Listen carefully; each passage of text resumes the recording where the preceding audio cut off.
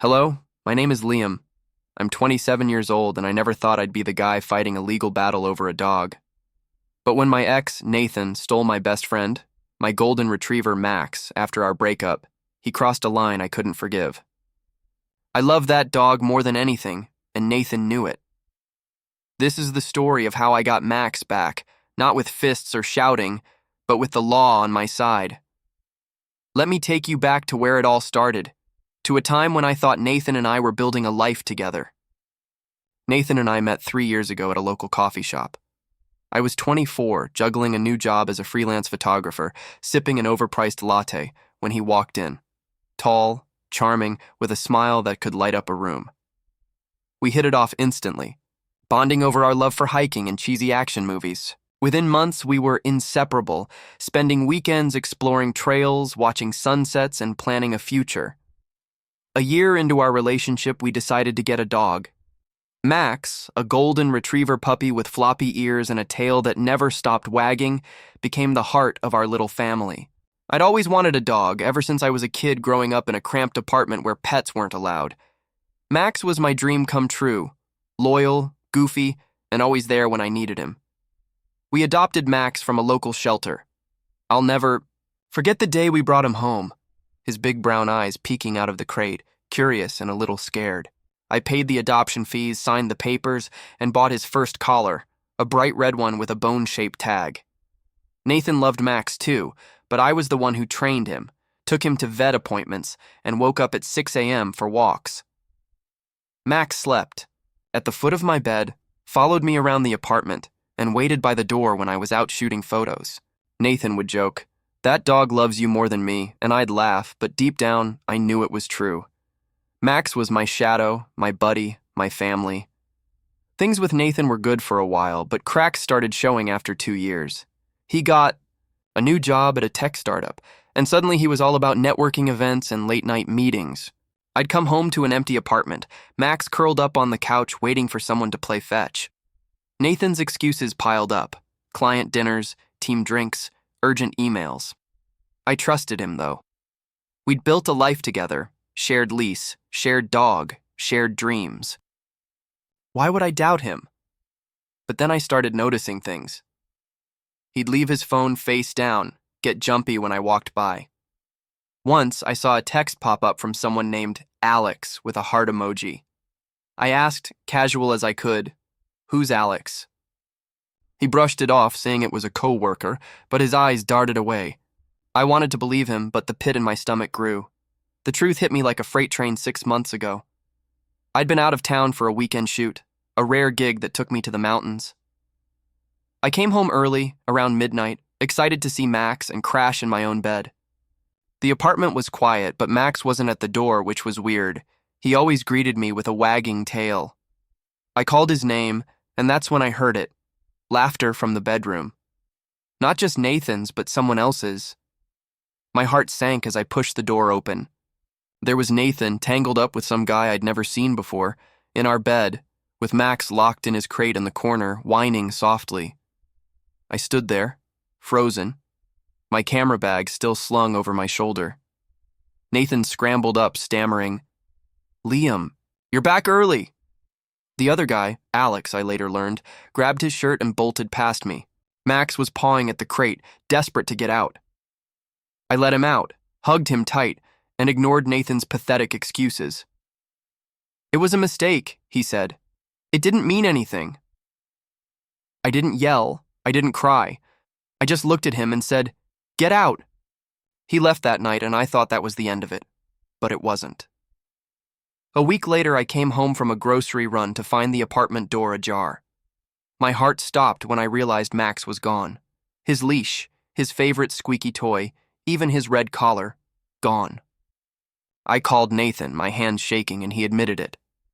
"I took Max," he said like it was no big deal. "He's mine too." Mine too? I'd paid for Max, trained him, loved him like he was my own kid. Nathan knew how much Max meant to me, and he took him anyway, out of spite. I begged him to bring Max back, but he hung up. I drove to his new place, a fancy condo he'd moved into with Alex, but he wouldn't open the door. I could hear Max barking inside, and it broke me. I sat in my car, staring at that condo, feeling like I'd lost everything. I tried reasoning with Nathan over texts, calls, even emails. I sent him vet bills, adoption papers, proof Max was legally mine. He ignored me, or worse, taunted me. "Max is happier here," he texted once, with a photo of Max in his new backyard. That photo gutted me. Max looked confused, not happy. I couldn't sleep, couldn't focus on work. Every time I walked past Max's empty water bowl, it was like losing him all over again. Nathan wasn't just my ex. He was a thief, stealing the one thing that kept me grounded. I knew I couldn't let him win. I wasn't going to storm his place or start a fight. That's not me. But I wasn't going to let him keep Max either. I decided to fight back the only way I knew how, legally. I called my old friend Emma, a lawyer who specialized in small claims and pet custody cases. We'd gone to college together and she'd always had my back. Over coffee at a diner, I poured out the whole story: Nathan, the breakup, Max's kidnapping. Emma listened, her eyes narrowing when I showed her Nathan's texts. "Liam, you've got a case," she said, flipping through the adoption papers I'd brought. "Max is legally yours and we can prove it, but it's not going to be easy." She warned me that pet custody battles could get messy, especially with someone as manipulative as Nathan. I didn't care. I'd do whatever it took to get Max back. Emma and I started building the case. I gathered every document I had: receipts for Max's adoption fees, vet records, even photos of me training him as a puppy. Emma tracked down witnesses, like the shelter worker who remembered me signing the papers. We found out Nathan had been posting about Max on social media, claiming him as his dog to his new followers. That was a mistake. Emma said those posts could show he was misrepresenting ownership. We also discovered Nathan had lied to his condo board, saying Max was his to get pet approval. Every lie he told was another piece of evidence in our favor. The hardest part was waiting. It took weeks to file the paperwork, schedule a court date, and serve Nathan with the notice. I kept imagining Max in that condo, wondering if Nathan was feeding him right, walking him enough, or even playing fetch like I used to. I'd drive by Nathan's place sometimes, hoping to catch a glimpse of Max in the yard, but I never did. Emma kept me focused, reminding me to stay calm and let the law do its work. "You're not just fighting for Max," she said. "You're showing Nathan he can't walk all over you." She was right. This wasn't just about a dog anymore. It was about justice. As the court date got closer, I started feeling a flicker of hope. Emma said our case was strong, but Nathan wasn't going down without a fight. He'd hired a lawyer, some slick guy who sent us a letter claiming Max was a shared asset from our relationship. Shared asset? Max wasn't a couch or a car. He was my family. I was ready to face Nathan in court, to look him in the eye and show him I wasn't backing down. But just days before the hearing, something unexpected happened that changed everything. I got a call from someone I never thought would reach out, and what they told me turned my plan upside down. Nathan wasn't going down quietly. His lawyer sent us a smug response to our emergency motion, claiming Max was thriving in his care and that I was just a bitter ex trying to stir up trouble. Bitter? Sure, I was angry, but this wasn't about revenge for the breakup. This was about Max, my golden retriever, who'd been my rock through every tough day. Those photos Alex gave me, Max's matted fur, his sad eyes tied up in Nathan's backyard, kept me up at night. I wasn't just fighting for a dog, I was fighting for my best friend. And with Alex's evidence, I finally had a real shot. Emma, my lawyer friend, was like a pit bull when it came to the case. She took the USB drive Alex gave me and turned it into legal dynamite. The vet records proved I'd paid for Max's care. Every shot, every checkup. The photos and video of Max looking neglected and lonely were gold. Emma said they showed clear evidence of inadequate care, which could sway the judge. She filed for an immediate inspection of Nathan's condo, arguing Max's well-being was at risk. The court approved it within 24 hours, and a city animal welfare officer was scheduled to visit Nathan's place the day before the hearing. I felt a spark of hope, but I knew Nathan. He was slippery, always ready with a charming lie. The inspection was a turning point. The officer's report came back the next morning, and Emma called me, barely containing her excitement. "Liam, you won't believe this," she said. The officer found Max in a cramped outdoor kennel with no water bowl and barely any shade. His fur was matted worse than in Alex's photos, and there were no toys or bedding, just a concrete slab. Nathan had tried to clean up before the visit, but the officer noted signs of long-term neglect. Even better, they found Max's red collar, the one I'd bought, hidden in a closet, like Nathan was trying to erase me from Max's life. Emma said this report was a slam dunk.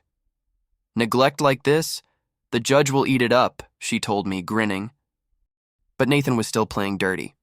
His lawyer filed a counterclaim, saying I'd abandoned Max when I moved out after the breakup. Abandoned?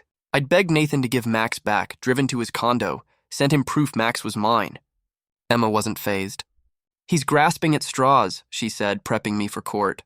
She coached me to stay calm, stick to the facts, and let the evidence speak. "You're not just fighting for Max," she reminded me. "You're showing the world Nathan can't get away with this." The court date arrived, a gray morning that matched my nerves. I wore a navy blazer and khakis, trying to look like the responsible pet owner I was. The courtroom was small, nothing like the dramatic ones on TV, just a wooden bench, a judge's desk, and a few rows of seats. Nathan was there in a slick suit, his lawyer whispering in his ear. He wouldn't look at me, but I caught a glimpse of Alex in the back row, his face tense. I wondered if Nathan knew he'd turned on him.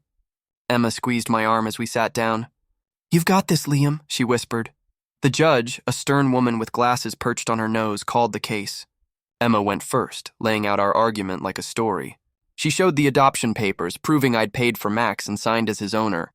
She presented vet bills, photos of me training Max, even a video from last year of Max and me playing fetch at the park, his tail wagging like a helicopter. Then came the heavy stuff, Alex's photos and videos showing Max neglected, tied up, and sad. The animal welfare report sealed it, describing Nathan's condo as unsuitable for a dog like Max. Emma's voice was steady but powerful. "Liam has been Max's primary caregiver since adoption. Nathan's actions, taking Max without consent and neglecting him, show he's unfit to keep this dog."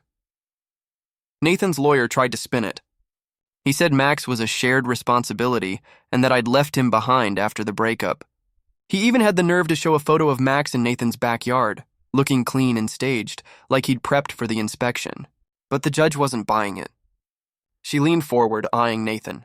"Why was the dog in a kennel with no water?" she asked. Nathan's lawyer stammered, saying it was a temporary oversight.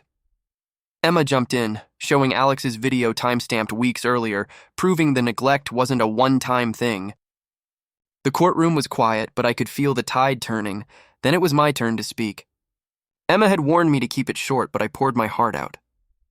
"Your Honor," I said, my voice shaking at first, "Max isn't just a dog to me. He's family.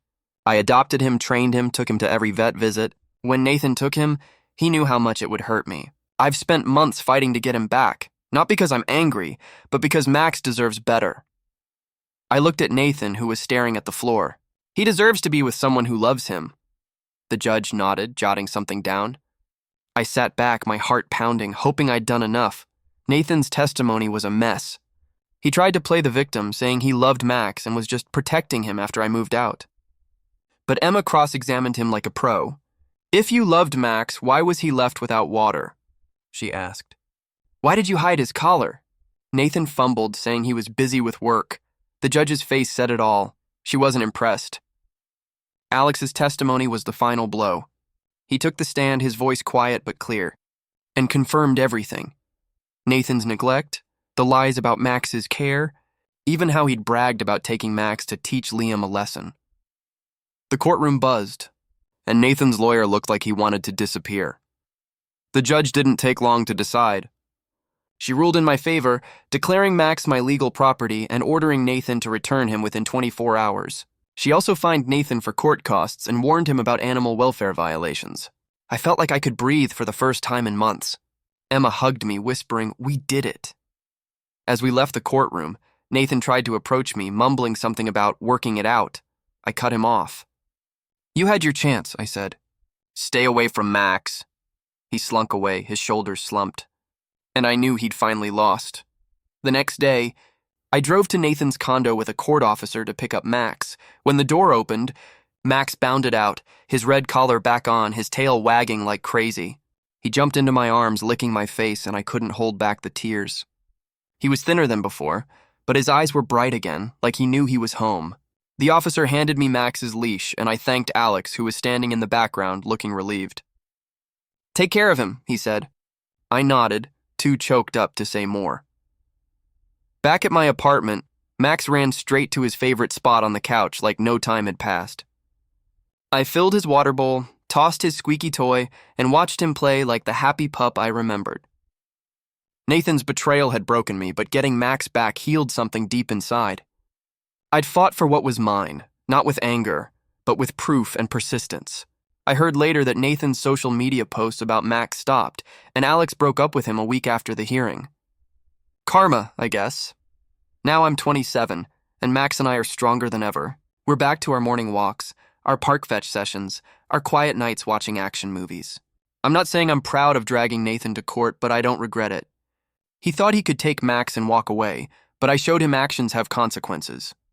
If you're watching this and someone's taken something or someone you love, don't give up. Fight smart, fight legal, and let the truth win. I did, and I've got my best friend back. Share your story in the comments, and don't forget to like and subscribe for more tales of justice.